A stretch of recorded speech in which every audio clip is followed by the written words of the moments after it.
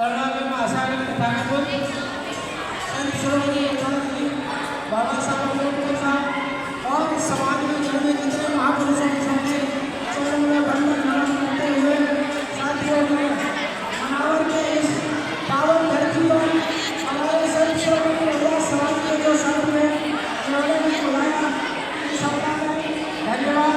और मेरे मंच पे जो 85 हमारे अतिथि बने उन सभी को धन्यवाद और आप सबको जय हिंद।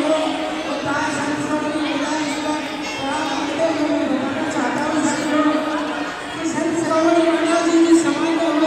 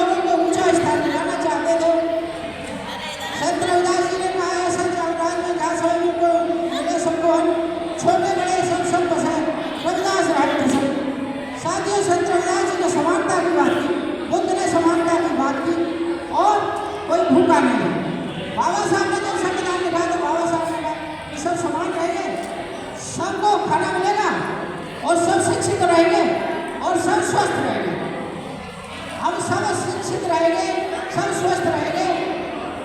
संत रविदास जी ने कहा कि आप जो भूखा नहीं रहेगा वो बीमार मत पड़ना। जिसको पर्याप्त मात्रा में अगर हमें खाना मिलेगा टाइम टू टाइम तो हम बीमार कम होंगे। तो साथियों, संत रविदास जी ने समानता की बात की, संत रविदास जी ने बहुत सारी बातें कही। साथियों, संत रविदास जी की एक शिष्य थी रानी झालीबाई। रानी झाली चित्तौड़ में रहने वाली रानी थी। उन्होंने कहा कि संत रविदास जी बनारस में वो है, तो साथियों संत रविदास जी से आगे लिया और मीराबाई संत रविदास जी से आगे लिया चित्तौड़ आ गए। बहुत सारी बातें संत रविदास जी की है और भी सारी बोलेंगे तो बताएंगे। तो संत रविदास जी एक्चुअली में जूते तो बहुत कम बनाए हम लोगों ने, क्योंकि जूता एक जगह बनाने वाले आदमी का प्रचार प्रसार होता है। वो एक्चुअली पानी के विशेषज्ञ थे। पानी की जिंदगी में हमें भोजन, आपको मैं भोजन करा दूँ अच्छा और अच्छे घर में रख दे, सब सुविधाएं दे दे, लेकिन पानी नहीं दे तो क्या हमारा जीवन चलेगा क्या? चल सकता है क्या बताओ? तो पानी हमारे जीवन का एक महत्वपूर्ण तत्व है और जरूरी चीज है पानी हमारे जीवन के लिए। तो संत रविदास जी पानी के बारे में ध्यान रखते और वो पानी की बताते। इस तरह से संत रविदास जी महाराज यहाँ भारत की धरती मानव में भी आए और उनका जो है संत रविदास जी ने वहाँ मानव में भी पानी बताए लोगों को और वहाँ पानी का भी कदम दिया। तो संत रविदास जी ऐसे चित्तौड़ में चले गए और चित्तौड़ में उनको वहाँ पर रहने वाला हुआ।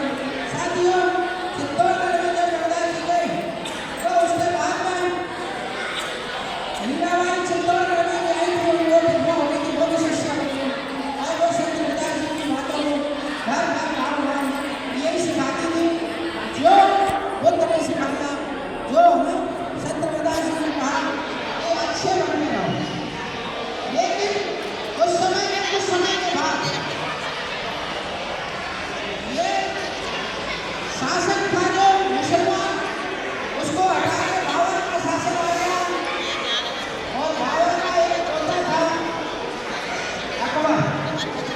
अकबर ने चला सभी माता बहनों से निवेदन है कि बच्चों को थोड़ा शांत रखें। डॉक्टर साहब की आवाज को सुने, डॉक्टर साहब की आवाज से ज्यादा आप लोगों की आवाज आ रही है। आक्रमण करने के लिए अकबर ने अपने सेनापति जो राजवंश का राजपूत था मानसिंह, उसको भेजा राणा प्रताप के ऊपर अटैक करने के लिए। सारे राजपूत अकबर की तरफ थे, सिर्फ कुछ आदिवासी भाई और हमारे समाजवादी के टोप के हीरो जाने कहा कि हम आपके साथ हैं। और अकबर के इतने बड़े आक्रमण के बाद हल्दी घाटी में राणा प्रताप को हार गई। आपके जो बोले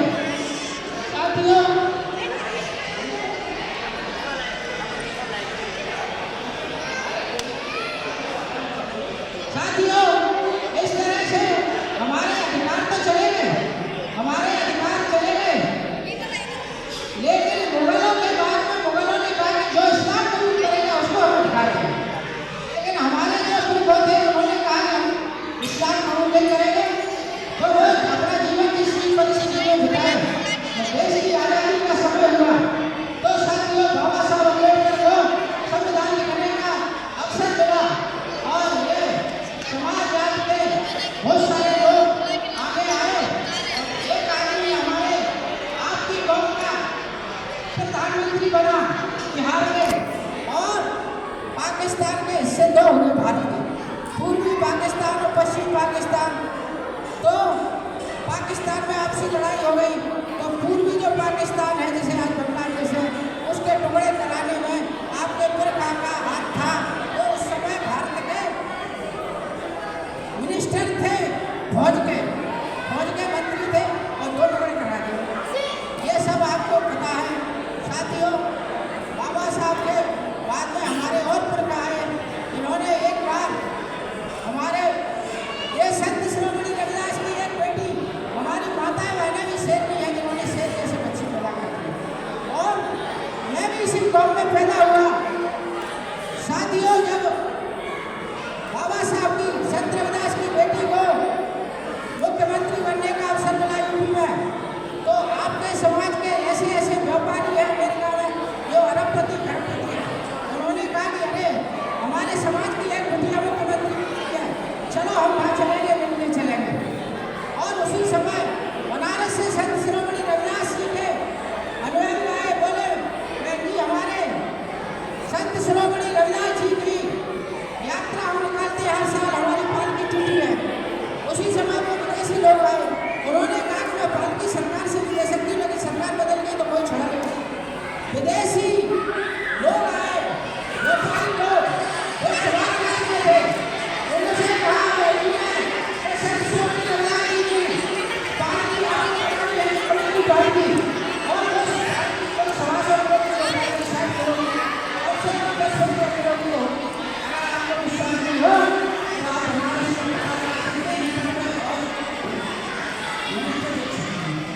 साथियों, आपको बहुत सारे बड़े बड़े अधिकारी हैं।